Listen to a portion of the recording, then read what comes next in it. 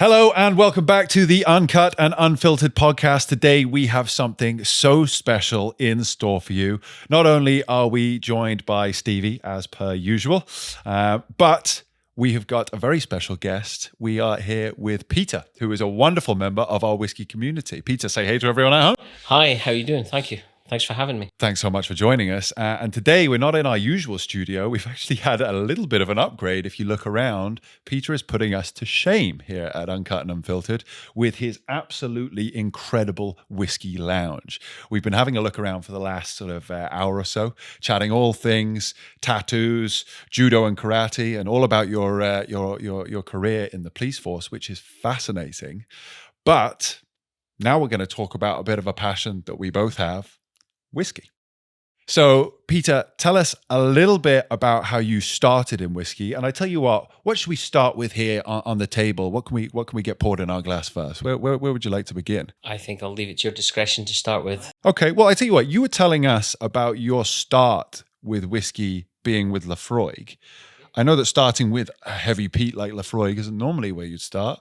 But we normally wouldn't be in such a beautiful setting, so I don't see why we shouldn't do things a little bit backwards today. Let's start with the Laphroaig 10, and why don't you tell us all about how you got into whiskey and where your journey began, because it's an interesting one, right? I recently moved to Dundee, where we are just now, but prior to that, I spent the last 30 years in the Speyside area. I was surrounded by distilleries, but had never actually developed a passion for whiskey at the time.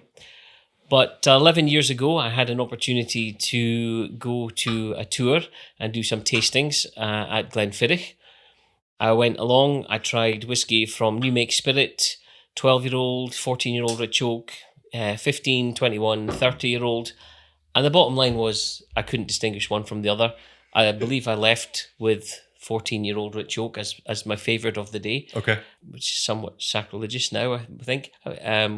But I wasn't sure if whiskey was my thing. I still couldn't say I left enjoying it. Okay. But wanting to enjoy it, but not really fully bought in. Yeah, I thought I was going to persevere, and an opportunity presented a few weeks later when I was out.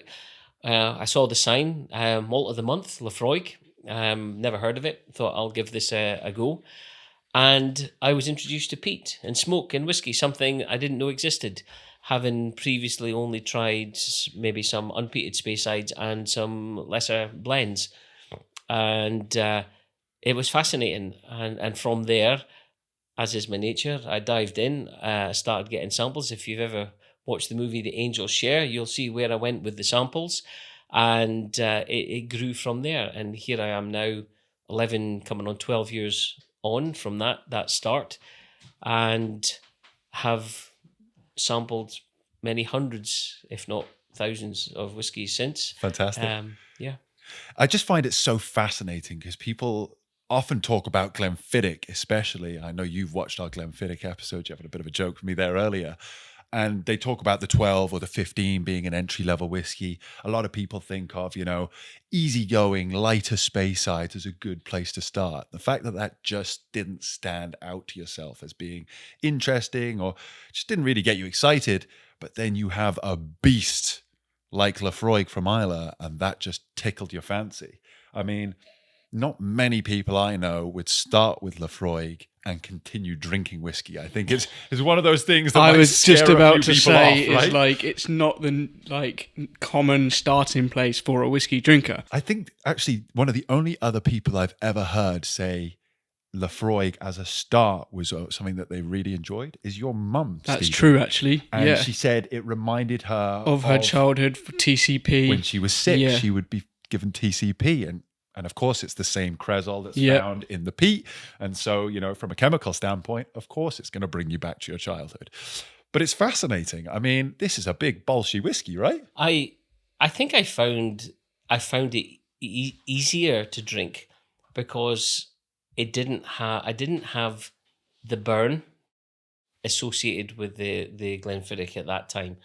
Whatever, when I had that, I was conscious of it as I was drinking it going down. But I found the Laphroaig quite short and finished, so I drank it and it was gone. And I Right. thought, so there was no unpleasantness attached to it.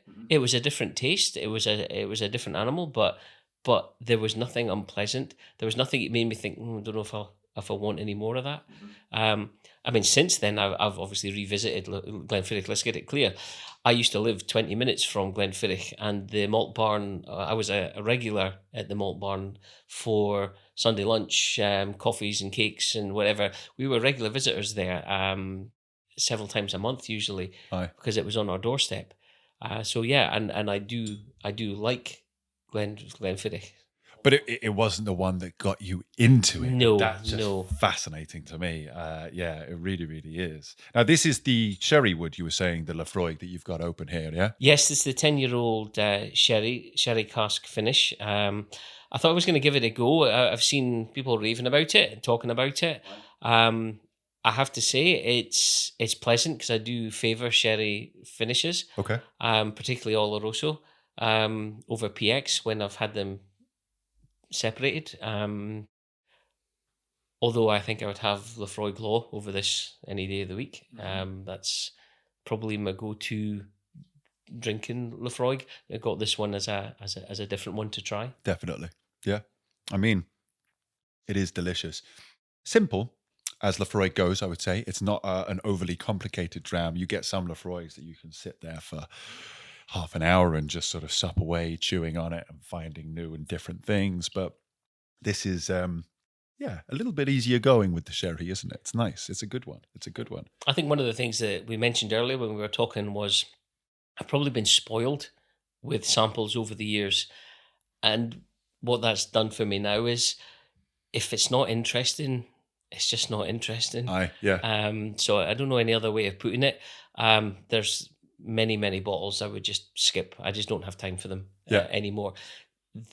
I've only got one go at whiskey drinking, and this is it. So I need to take the good stuff. Now I'm able, sorry I keep doing that, to discern what I like, because when it comes to deciding it, I mean, I've seen the videos. I've been at tastings, and people are putting forward all their tasting notes, the palate, the nose, and that. To be honest, I'm not very good at that. Okay. My wife is infinitely better at that than me. Right. But when she or others pick something out and I know to look for it, I can often identify it, but I struggle to find it myself. For sure. It just comes down to, I just know if I like it. Yeah. And I'm finding now, whether or not everybody agrees, I favour unfiltered. Colouring, I don't think it really affects the taste. So unadulterated would be preferable. But I do find the unfiltered whiskies, the stronger 46% and above, that's what I'm looking for now. Single cask, small batch, and stronger volumes. Interesting bits. That's what I go looking for now. That's where my journey's taking you. Yeah, no, absolutely. And we were saying as well a little bit earlier about Laphroaig and not singling Laphroaig out here. I think it is kind of the same across the board, but obviously, like you say, we're exactly the same. Spoiled for choice. Had so many good whiskies over the years, now it's kind of like exactly. It's hard to go back. It is hard to go back, and it's almost, a little bit sad when you get something put in front of you that is kind of like your entry level drinking whiskey. It's not maybe, it's supposed to be overly exciting, but it just doesn't tickle. But as Peter says, you're only here once, you're only drinking once. Why not drink what you like and the special stuff? But I think what you notice as well over the years is the quality of certain liquids, and I would personally say with Laphroaig has gone not completely downhill, but slowly dropping off a bit. And I know that you were sort of saying old school Laphroaig is something for you that's just magical. I personally feel that it is something to do with stills being worked year round, 24/7, like I was saying to you, if you were made to work in the police force and you weren't given a day off in the week, your work would suffer. You'd come to a burnout point, right? And I think that, now distilleries are trying to pump out whiskey for the masses. It is becoming a big numbers game for certain distilleries. We've just spent the week in Campbelltown, and obviously Springbank is nothing like that. They are entirely focused on quality. If anything, they're producing a lot less than capacity for a number of different reasons. But with certain brands, and I think Laphroaig falls into that, where they used to be, 5 days a week, and it wouldn't be 24/7, stills had a bit of a chance to rest. I think that affects the quality of the spirit. And so nowadays, old school Laphroaig to 20 years now, you can notice the difference, right? I can, and I've identified, just even personally over the last 5 to 10 years, 4 that were favourites of mine that I don't see myself going out buying anymore. Mm-hmm. If it's not going to offend anybody, I tell you what they are. Please. 10-year-old Laphroaig is the starting point. I've had it recently. I've had it last year, and in neither occasion is it reminiscent of the one that got me started. Right. It's not the one you fell in love with. It may not have had the same effect had I had the current release. Right. Benromach 15. I used to live very, in that area as well. It was a huge favourite of mine. Current releases are not reminiscent of what I was drinking 5-6 years ago. Right. And I've backed it up because I've bought older bottles off the auction and revisited them, so I know it's right. Right. Talisker 10, another huge favourite of mine. I'm just not buying it. I'd buy Portree instead of the 10-year-old. Okay. And the other one, no, it's gone just now. I'll just leave it there. There are changes. There was something I was going to add to that. I went to, as part of the Speyside Whisky Festival, I went to a comparison with the manager at Benromach Distillery a few years back, and they took older bottlings from the previous owners. So these were a 12-year-old, a 15-year-old, an 18-year-old with the old labels from maybe 20 years ago. And we had side by side with what was then the current releases. So they had the current Benromach 10, 15. Now 18, there wasn't an 18 at the time, and I don't believe there is going to be an 18. We were told they were holding out for a 21. But they had dipped a 17-and-a-half-year-old or so cask, and we got that straight from the cask as the comparison. The old stuff bore no resemblance to the new stuff, but the new versions were much better, and that was kind of what's disappointed me. Disappointed me that I came into that brand when they reasserted themselves and really went for it, and I thought, this is really good whiskey, and now I'm not reaching for those bottles, and that's only 5-6 years in. The other one I showed you the remnants of. A single cask release that went to the Whiskey Castle shop in Tom and Tow. Yes. I went in there and I tried a side-by-side standard distillery release of 15-year-old next to a 12-year-old high ABV single cask, and that 12-year-old was fantastic. It's taken me 3.5 years to find one on auction, right, and acquire it, and there's this much left. Enjoying it. which is heading for my Whiskey Baron Infinity bottle. Right, fantastic. Yeah. The thing I love about you talking about whiskey, Peter, is you're trying it all. I mean, as I said to you here, you walk into this room and it really is something special. I can't say I've been in many whiskey rooms that beat this one. And you've got loads of sealed bottles. I love the way your collection is set up. It's beautiful. You can sense the passion. But the fact that you are constantly opening bottles, you can tell me pretty much, and you did off camera, pretty much what all of these bottles are like, whether you like them, whether you don't. And the fact that you're going back to them, you say they're about Benromach, is not tickling your pickle now. It's not quite what you wanted. But you know that only because you've tried it. You're not making snap judgments or anything. You're constantly going back, giving it a chance. And I think that's what people need to do. Often you speak to people that are sort of trying to get into whiskey or that have been in whiskey for a while, and they're kind of, blinders on, heading for the same few things. They know that they like X, Y, and Z, and they're not really going to go too far out of that remit. I don't know if you heard recently about what the Scottish government has proposed with regards to whiskey marketing. No? Essentially what they've said is, it's for alcohol as a whole, and they've said every subsection of alcohol, it's much for muchness, So they're sort of saying all whiskies are the same, and so they don't need to be marketed as such.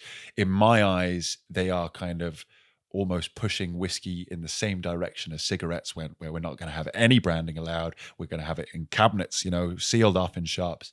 And I just think that's absolutely ludicrous, because to say that all whiskeys are the same is just so, it's ridiculous. It's so uninformed. We were, like I say, just recently in Campbelltown. Even the difference between Springbank, Longrow, and Hazelburn, 3 spirits that come out of the same bloody distillery, and the vast difference between the 3 of them. Like, if I put them in a blind tasting, for anyone in the Scottish government, I bet they would not be able to tell me that they came from the same distillery, So I think people do need to get more involved, and that's why we've come up to meet yourself. Not only are you a wonderful part of our Whiskey Baron community, but a big part of the whiskey community as a whole, where you are giving things a chance, you are getting involved. And I think that's really, really important. You've got to stretch yourself with whiskey, right? Yeah, I tend not to be overly affected by marketing.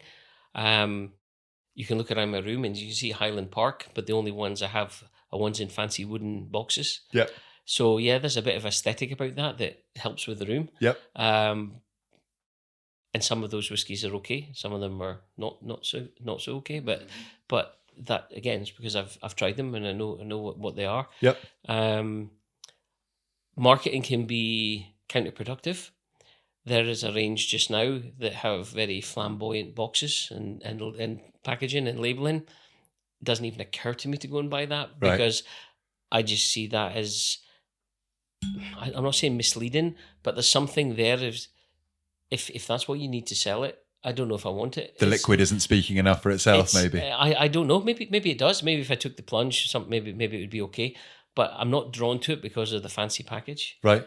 That almost turns me away from it. Okay. I am very much more now about informed decision making. Right. So I don't buy anything if I don't know what it is. Now that's either personally I've tried it, or I get a strong recommendation from like yourself, or with the whiskey community as a whole. There's reviewers, there's vloggers, there's people whose opinion I value and follow, and then there's the wider review things like Whiskey Base, for example, right, where there's worldwide reviews going on. So that kind of averages out. So even if you've got people trolling and putting nonsense on there, you'll still get a reasonable sounding of what that is. So yeah, maybe it's wrong, but if it's not scoring 85 to 90 minimum, then I'm bypassing it. For sure. Because the general community has dismissed that as an inferior product. And it goes back to what I said before. I don't have time to buy something and realise I don't like it, when I could have realised that just by reading what these people and listening to folk who've tried it. Right. So if somebody's saying that this is really good and enough people are saying it's really good, then you can take a bit of a punt. It's worth my time and effort and money to spend to go and explore that. Absolutely. And that's how I approach it now. And then of course the marketing thing is the other side of that, which is the contentious side of non-age statements and what that means. But yeah. That's maybe a kind of worms. Yeah. Fair enough. But I think you know where I am with that. Definitely. Yeah. Yeah. So, I mean, it's very clear stepping into this room, talking with you now, Peter, whiskey holds a special place in your heart, as it does for all of us, everyone that comes on this show, definitely, What is it to you that whiskey means? This setup here, is it to bring people together? Is it about the enjoyment? What is it that you want from your experience other than sipping on a good dram? Firstly, there's the sense of self. Okay. I enjoy it, and if I enjoy it, I want to enjoy it properly. There's the other side of it, which is, again, I don't say this in a flippant way or to demean anybody or upset anybody, but I do it because I can. Right. I'm fortunate that I'm in a position to do this. There's there's not. And if you look around the room, there's things here, but this, I didn't go out and buy all this yesterday. Right. This is over a decade's worth of time and effort. Buying, selling, trading in, drinking some, renewing, replacing. So there's that journey to arrive here. A conscious decision to make this a thing in my house instead of my wife's dining room. But where I then go is from self to us. I'm fortunate to have a wife who enjoys a dram and not a gin or a wine. Very good. So she's all in with both feet for this because she's part of this journey. She's part of this. It took a little bit of while. Maybe not for the best. I lost my designated driver, but once she was in, so we come in here and this is our place. Lovely. So there's that side of it. And she comes, we do a lot of tours. I mean, you're aware I visit a lot of distilleries. That list was incredible. Everyone at home, we don't have it out just now.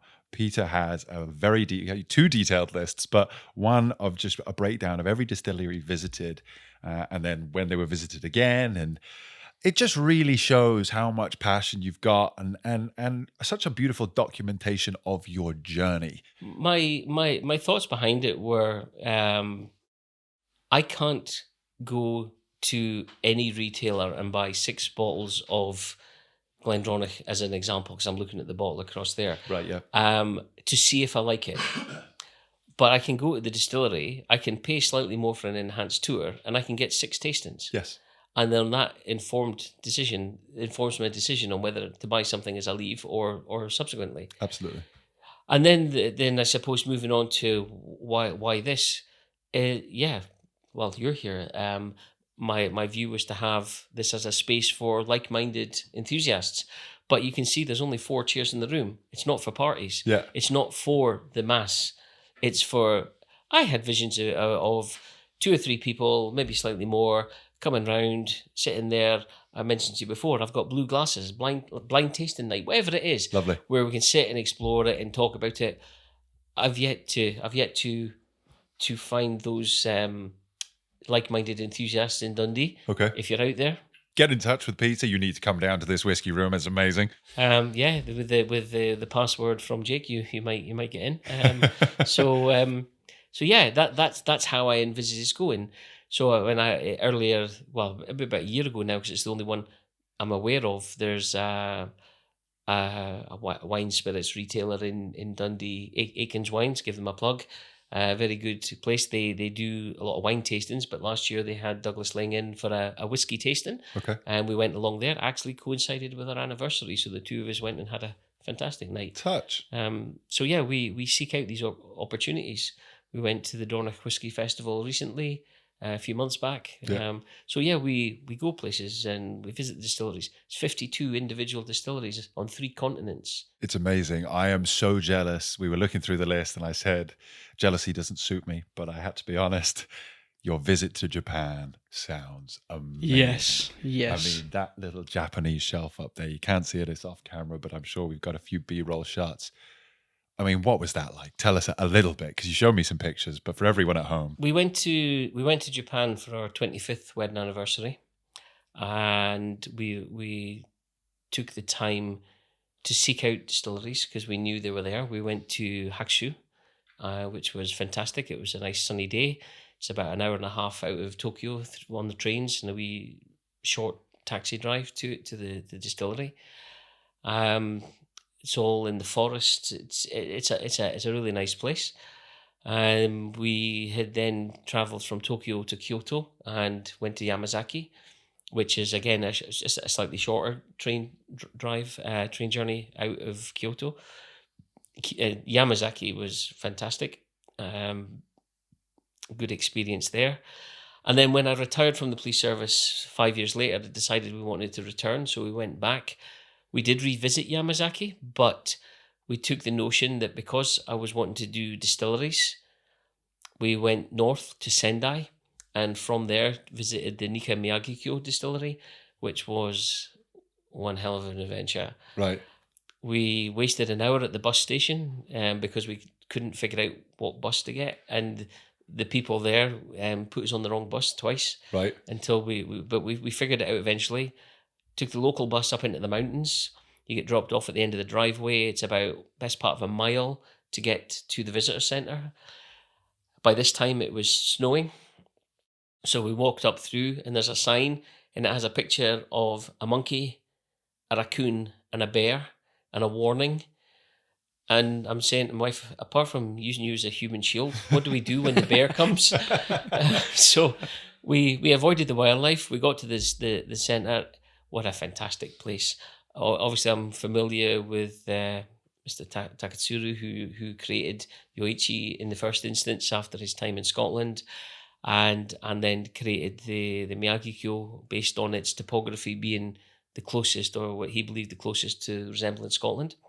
And my shelf that you allude to has the bottles, the standard 12-year-old bottles from those distilleries, Hakushu Yamazaki and Nikkei Miyagi-Kyo, along with the Takatsuru Pure Malt 17-year-old, which we discovered in Hiroshima when we were on our trip. So those 4 have significance to us because we've been there, we've tried them, we enjoyed them, and they're special. And we'd like to go back, but I need to go once before you go back now. Okay. I think it's more difficult with COVID and the aftermath of that, and so I don't know if we will, but fingers crossed soon it'll all be back to normal. Yeah, absolutely. Just finishing off this, I have to say I love that Laphroaig 10 is the one that you fell in love with. It's such a good story. And I'm just coming to the end. How are you doing with your coming to the end as well? Mine's long gone. So you were saying there, started with Laphroaig 10. What's your favourite at the moment? You're saying one of these maybe? The Ardnamurchan is taking your fancy, has it? From again, I have ones that I would buy regularly and I would go back to. But as I try things, the Dornoch Whisky Festival was a good eye opener. Right. And from that, I have the expression, was it AD 0222? Mm-hmm. That is the one I favoured of the ones I tried from Ardnamurchan. And we have this is halfway through it. That's the second bottle. Good. You must be enjoying it somewhat then, yeah? It's pleasant. I think there's a 14-year-old Feta Cairn from the small batch company. Yeah. They were pleasant. I find I do tend to favour sherried ones, and if I'm taking an unpeated out of my cupboard, it tends to have a high sherry influence. So I was looking for things that don't have that. Okay. So I have found a few others. I do like the Craigellachie 17-year-old distillery release. That's incredible. One of my favourites. Very nice. Well up there. Craigellachie is top 3 favourite distilleries for me. So you're speaking my language there 100%. And a slightly more concise release was a 17-year-old Inchgower from the Boutique Whisky Company. Lemon drizzle cake, very light, no really heavy sherry influence. Something that's different from what I have primarily lying around the house. But younger whiskies tend to be the thing. The Ardnamurchan's 5-year-old. Tawny, we visited Tawny Distillery in 2021. Their 4-year-old release. I'm not even. Even though I live here, I'm not going to try to pronounce it. Altgeen. I'll have. We'll let you off. have people swearing at me now, but these are 2 I've got open, 4 and 5-year-old. I joked about it earlier. What does that say for the establishment when my go-to at the moment is 4 and 5-year-old whiskey? But you know what? It's interesting because the landscape is changing. Unfortunately, getting hold of older casks now, it is a lot harder. Demand is higher. Prices go up. Like you say, both very fortunate to be in a position where we can get our hands on certain things. And, but for everyday sipping, I think that young spirits have a really special place. One of my favorite, again, another favorite distillery of mine, which I go on about all the time, sorry if I'm boring you, everyone at home, is Glen. And, we released a few Glen, one of which was a 6-year-old. And I just think it works so good when it's young. So, I think it's really interesting. I actually haven't tried this. Stevie, do you mind passing that over? I think we should move on to dram number 2 now, if you're happy with that. Peter, do you want to wash your glass out a little bit here? Nice one. Yeah. Sorry. There we go. The shelf that we haven't mentioned there was the South African one. Yes. So I have the South African whiskey. I had family who live in Cape Town, and I was fortunate enough to visit them a few years ago, and went to the James Sedgwick distillery where they make the 3 ships single malt and Baines single grain. Yeah. And again, the Boutique Whisky Company have a 6-year-old 3 ships, which is really very nice as well. I am really interested to try this because I've only tried 1 or 2 things out of this is Ardnamurchan. standard practice in here. You get rid of the excess water. Good mind yourself. It dries.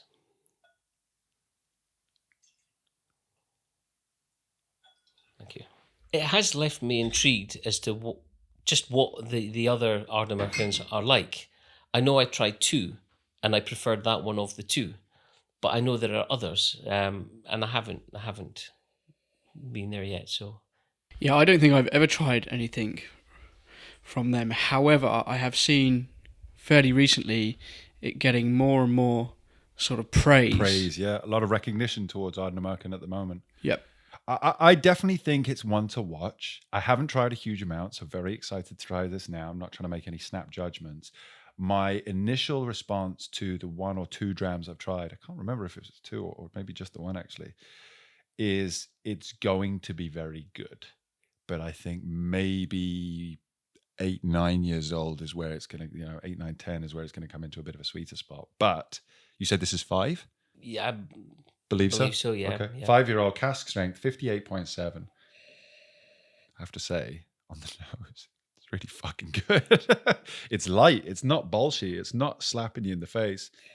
I mean, I know we started with Laphroaig, but I'm getting some wonderful notes there. And do you know what cask types they were using here? Not off the top of my head, no. It goes back to that thing. It's just I know what I like. I tried it and I liked it. Yeah. I went and bought some. Grab a bottle. Why not? Absolutely, yeah. So It's the it's thing as well, Peter. Like you were talking about that earlier, saying it's not all about the tasting notes for you. It's not something that you'd necessarily be like particularly good at or particularly fussed about. And I think it's interesting because you can go, in my mind, too far down that analytical path. Don't get me wrong. I love sitting down with people, particularly who are more experienced, more knowledgeable than I, and listening to them talk about whiskies, getting new tasting notes, and learning, However, there is definitely something to be said for sitting around and not chatting a load of shite, just enjoying a dram for what it is, not going too far down the road. This is really fucking good. I mean, I probably put myself now into the category of enthusiastic amateur. Mm-hmm. I'm certainly not an expert or pretend to be. I've visited a lot, I've tried a lot, but that's my own experience, and yours will be different. Somebody else's will be different. So the fact that I like this doesn't mean that you will. Yeah, definitely. So there's no point me raving about it, saying it's fantastic. All it is a starting point. If I like it and enough other people like it, there's a good chance that somebody else will. Definitely. So that's the way I go. And I tend to, as we have been, I drink them all neat to start with. Certain ones I'll put a splash of water, one or 2 drops of water. It opens up a wee bit and it changes it. Some of them don't need that. And you won't find any Iron Brew or Coca-Cola in this house. Good. If you said that, I maybe had to, have a word with you. So for me, you talk about adding a drop of water. For me, this needs a drop of water. It's strong. I just find not so much the strength of it, it's the back end of the palate to me is a little bit separated from the front end. And whilst the nose does not stand out and punch you in the face as a 58, 59% whiskey, on the palate, the back end is a little bit disjointed for me. It's just a little bit ethanolic. So add a wee drop of water and see where we're at. But I mean, the forefront of the palate is really delicious. Got some sort of citrus notes in there. And where are these guys based? Did you say, Peter? They're a Highland distillery, right? Yeah, Yes. My geography's absolutely god awful. Geographically. So, it's a Highland distillery. That's all I know. So I believe north of Glasgow. Yeah. Sort of Loch Lomond, that kind of general That area. now that I've added a drop of water, that's actually much nicer for me. And just a touch, the fact that this is a cask strength. Well, because is the what is thing it? For me, it's 58.7. it's big, it's bolshy, Yeah. And for me, a cask strength whiskey, the joy of it is that you can add water. Now, often I love a big, strong boom. Stevie knows we're spoiled with our cask samples. We have to test the casks that we've got under management and as and when we're going to bottle them and what we're going to do with them. Sometimes we add water, sometimes we don't. But the joy of buying a bottle that is cask strength from another brand for me is the ability to try it as is in its raw, uncut form, which is very special. The fact that they haven't just bolshed it down to 40% to cash in on it. It's not all about the money for them. They're trying to do something different. They care about their product and their community. But you can then add water to the point that you like it. And I think this is the thing, anyone out there who's maybe a little bit new to whiskey, maybe a little bit unsure of how to get involved, and you see something that's cask strength nearing 60 or even over 60% sometimes, you're like, oh God, I don't know what to do with it. Buy it. Give it a go, try it neat, add some water. And you know what? If you still don't like it, I wouldn't be saying Iron Brew or Coca-Cola, but you can make some wonderful cocktails with certain bits and pieces. And using flavors that complement the dram, you can end up with a whole new experience in and of itself. I don't think that there's anything wrong with that. But for me, this is opening up wonderfully now. Yeah, I mean, I'm not going to reach past the equipment here. I'll disturb it. But yeah, I would normally put a little bit of water. But we drop. Yeah, it does. It just opens it up enormously. Opens the whole thing up, lightens it a little bit. But yeah, that back end has really come together now. And you said you think that these guys are going to be kind of in their, around 7 or 8 years old or higher. I think 8 to 10 year old. 8 to 10 is where they're going to start hitting a bit of a which sweeter again spot. it will bring that ABV down by that point, integrated much more. A little bit, yeah. It'll be great if they continue doing sort of stronger, if not cask strength, stronger releases. I do have respect for the distillery on that front, and I don't think they rushed too much.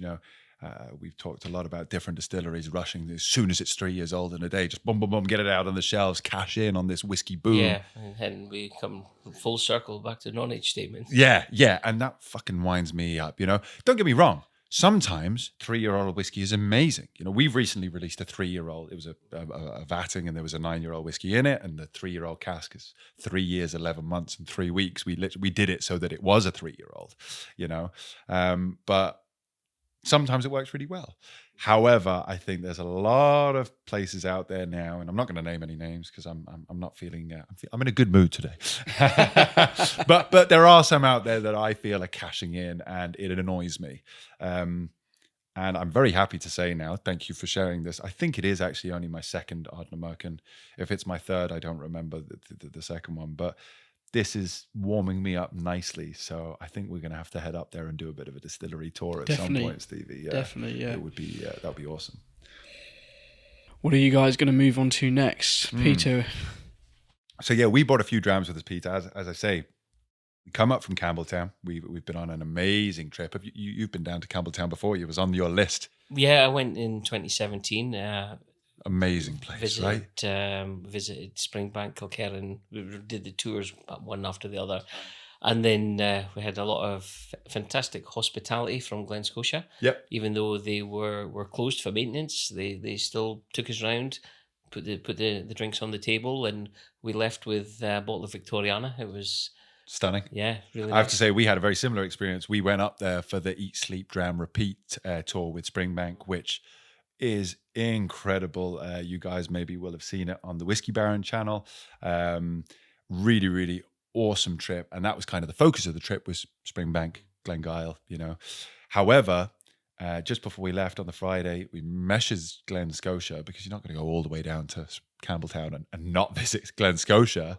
We hadn't managed to book in a proper tour. We turned up at 9 o'clock in the morning, and assistant manager Hector was like, we'll show you around. Come on, let's go, Yeah, and they were very It wasn't good. booked in. It was very last minute. He brought us on an awesome tour. He told us some really cool stories. Like you say, from a hospitality point of view, all of Campbell, they're just such wonderful people. Same as Isla. I think Isla and Campbelltown are my favorite whiskey regions. And the whiskey stands out like head and shoulders above the rest in so many ways, but it's the people. It is the it's people, the yeah. atmosphere. Yeah. It's just that feeling of like, you become part of this community. You know, we'd never been to Campbelltown before, and I felt like a Campbelltonian. Like, Oh it yeah, was they like, made you feel so welcome. Amazing. Like in the first 5 minutes of meeting someone, you feel like you've known them for years. Yeah, You know. yeah. It makes it all that much more special, and you fall in love with the whiskey even more because of it. You know. So what we brought with us, is 4 Campbelltown Drams. I'm sorry, there's not a little bit more diversity. We've got the Glen, Scotia, which is a distillery exclusive, which I just broke the seal on now. Haven't tried it. I'm very excited to try that. We've also brought 2 of the Springbank Society bottles because we thought, are you a society member, Springbank Society? I'm not. It's one of the One of the few that one you're of not. the few I'm not. I am a member of. Oh, we were looking around. A number of. I think that's maybe the only one you're not a member of, is it? There's a few bottles. For example, my favorite one is one I pointed out earlier. Speyburn. I'm a member of Clan Speyburn, and I have their Clan's 37-year-old release over in the. It's in the behind glass cabinet. On the shelf. The special selection. Yeah, absolutely. Cool. Along with your Springbank is the.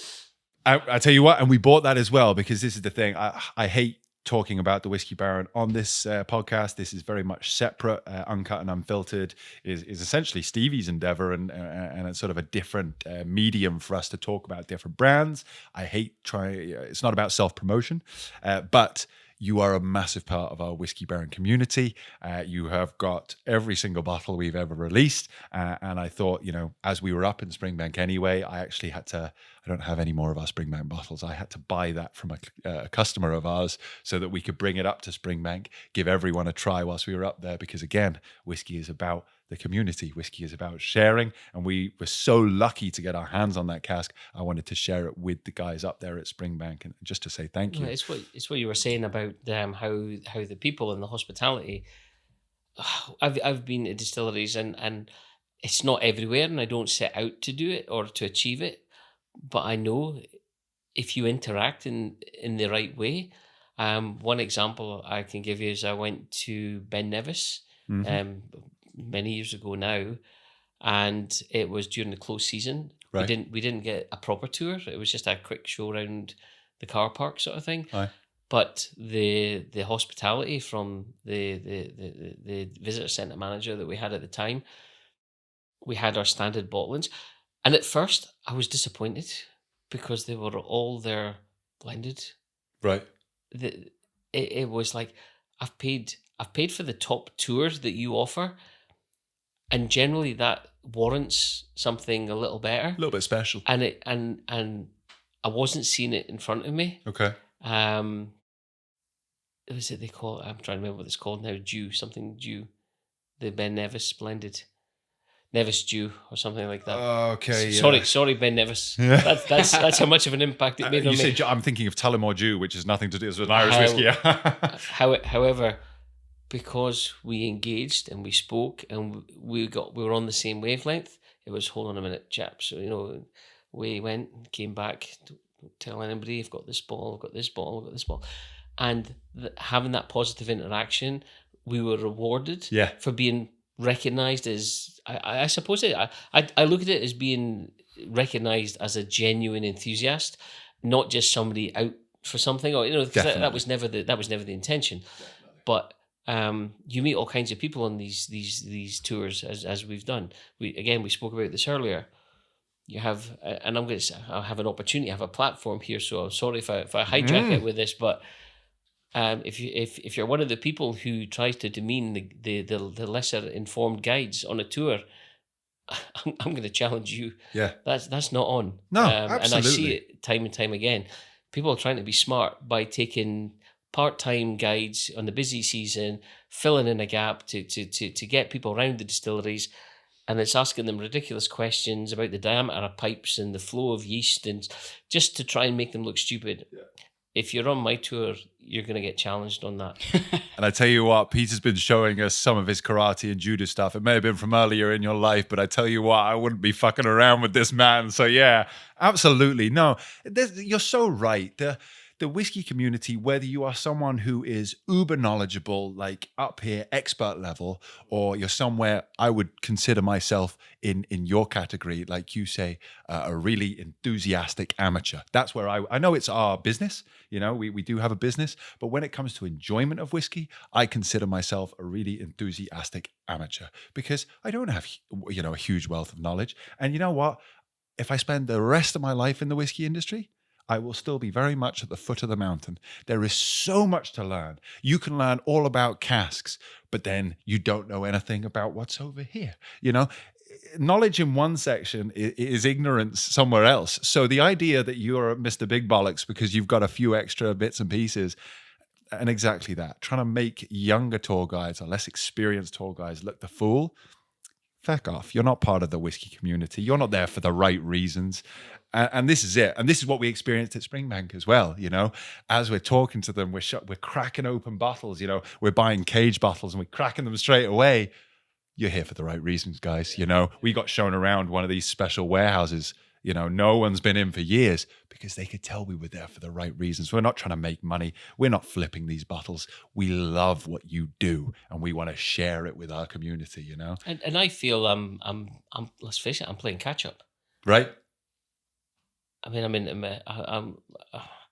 just. There's no secret. I'm just 6 weeks away from 55. Right. And I'm only been into whiskey properly for 11, 12 years. Right. I'm playing catch up. That's what I've got to do. I've got 30 years that I missed. For sure. I need to. I'm speed whiskeying. Well, as I sit in this room Speed looking Dramming. around, you're definitely catching up. I think you're doing okay, Peter. Yeah, you are on the right track, sir. Absolutely, absolutely. But again, as I say, it's another facet of when you ask why. I enjoy it. My wife and I enjoy it, but also guests that come. If I have guests here, they're not just coming to sit down and have a beer. Yeah. Put the football on, whatever it is. I'm not inviting anybody into this room. Just anybody. I mean by that, you've got to have almost been vetted as a bona fide enthusiast For sure. to warrant a seat in here. For sure. And then you can have. I've got 10 bottles open over there. I've another 6 ready to open over there. You've got so much stuff, and I've open got in here, two more special ones for the right occasion. There's a Macallan edition sitting in there waiting to open when the right person. I'm not saying you're not. No, But that's it. I know I've potentially got other people coming later in the year, and there'll be an opportunity for that. Yeah. I've the Taketsuru 17-year-old pure malt. I've got one sitting in there. I can open that.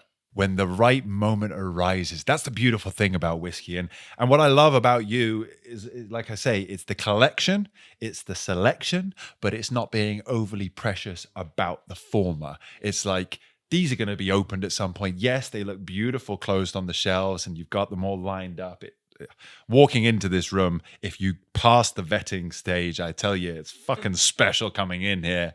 I can definitely say that for sure. But what you'll find in here is there's, again, without wanting to upset people, there's no whiskey snobbery. No. It's not just single malts, and it's not just Macallan and Ardbeg single malt. It's not even just Scotch, Behind me, I have my bourbon shelf, which is a new thing for me. The last 2-3 months I've taken more of an interest, but over the last year, so I have a dozen bourbons sitting there and I'm learning about that. Yeah. I've got blended or vatted malts sitting on my shelves, and I have blended whiskies up on the top.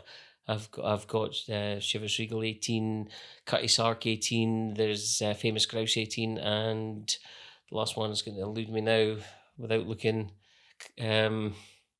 Dewars 18. But as I said to you earlier, each of them has a story and there's a reason why they're there. Yeah. They're not there randomly, and there's a purpose. So yes, and if we look at blended whiskies, I've tried some. Cutty Sark Storm, I quite like that. Yeah. Famous Grouse, don't mind it. Ballantine's, yeah, there's a few out there that I can drink those. Is it my go-to? Probably not, but I wouldn't turn my nose at them. Yeah. I'm not going to dismiss them. vatted malts, Douglas Lane, get a plug for you because my shelves are full of it. Yeah. Thankfully, your dog looks a bit like mine. So Scallywag, yeah, you're all for me. Yeah. And there's Timorous Beastie, Big Pete in there. There's a bunch of them. So yeah, I'm not precious about single malt. There's something for everyone in here. And it's so clear that, and you're just saying it now, like you say with your dog, and it's, this room has been curated with purpose. You can feel that when you step into it. You can feel it talking to you. And yeah, no, I have to say, you are fast becoming one of my favorite members of our whiskey community just because of your passion. It is so evident in the way you set it all up and the way you talk about it and the way you enjoy and in the way you share. And thank you so much for sharing these couple of drams. Like I say, we've bought these 4. Very happy to share all of them with you. Well, you're not leaving until we do. Yeah, good man, exactly. Where would you like to start? What do you think? Again, because obviously I have tried the Whiskey Bar in Springbank when we did a virtual tasting during the lockdown. Again, it was 2 years ago, so it's not completely not there. Fresh in your mind. But given what you have, I would say if we start with the lighter, moving up to the heavier, that would okay. And I'll leave you to. I reckon the Glen Scotia is probably the way to start then, yeah, because it's an unpeated Glen Scotia as far as I've been told. Finished in Tawny port. This is one of their distillery releases. I'm just going to finish off this. I mean that's what I mean that's how I do it. I either pick a bottle and that's the bottle for the night, or I will start lighter, light Speyside Highland. And Lowlands move through. maybe, and then either decide to go with a really heavy sherried finish or a peated finish. So yeah, we pour home drams. I mean, there's none of this sort of measuring out sort of stuff. So one of the things I find is when I go out, whether it's in a pub, whether it's in a hotel, wherever it is, I have a sense of being shortchanged. Right. When they pour a standard measure, because right. I'm looking at it going, this isn't what I have at home. Where's the rest? This is surely not enough. This is not a dram. Yeah. Now, on the converse, I have, again, I mean, I'll plug the people, if it's okay, that I enjoy. Absolutely. Ralphie, shout out for you. Big shout out to Ralphie, definitely. I've been following you, Ralphie, since 2013 and still do. I missed you by a day at Glenallachie Distillery. You were coming the day after I was there. I spoke to the manager who was taking us round because they were short-staffed about coming back, but he didn't know how you'd feel about it, so I missed you. But there we go. Fair enough. But yes, I value your opinion and use your guidance on some of these things. And I know you said about sipping and taking your time and savouring and it lasting a lot of time. And sorry, mate, I'm just I'm a bit too quick. I'll be a bit too quick, but fair enough. I've just been told by Stevie, apparently, because we've been in Campbelltown for so long, we have got so much content filling up all of our storage cards. We've only got a couple of minutes of storage. Well, we've left. also been chatting for nearly an hour. It's gone that. It doesn't quickly. feel like that. No, I know. Could stay here all day, and you know what? We probably will off camera. But let's very quickly hit up this Glen Scotia. Tell us what you think. This is a 5-year-old Tawny port finish. I'm sorry, Peter, rushing you on camera now. I'm very excited to try this. Let's see what storage card you have. I may have extra capacity. Oh, I tell you what, yeah, the nose on that is delicious. But like, as we say, unfortunately, the rest of it is going to have to be off camera, Peter. I am coming back whether I'm invited or not. I'm sorry. You and your wife are probably going to be sick of me from now on. What I will say is it has been an absolute pleasure to meet you, sir. And likewise, thank you so much for coming. I really value you as part of our community. For everyone at home, we love having you along for the ride as well. It makes it all the more special to be able to share really great drams in such amazing places as this. So what I will do is I will cheers you on camera now, and we will probably spend a good while supping on the next few whiskies. But for everyone at home, thanks very much for joining. We will see you next time. Sláinte.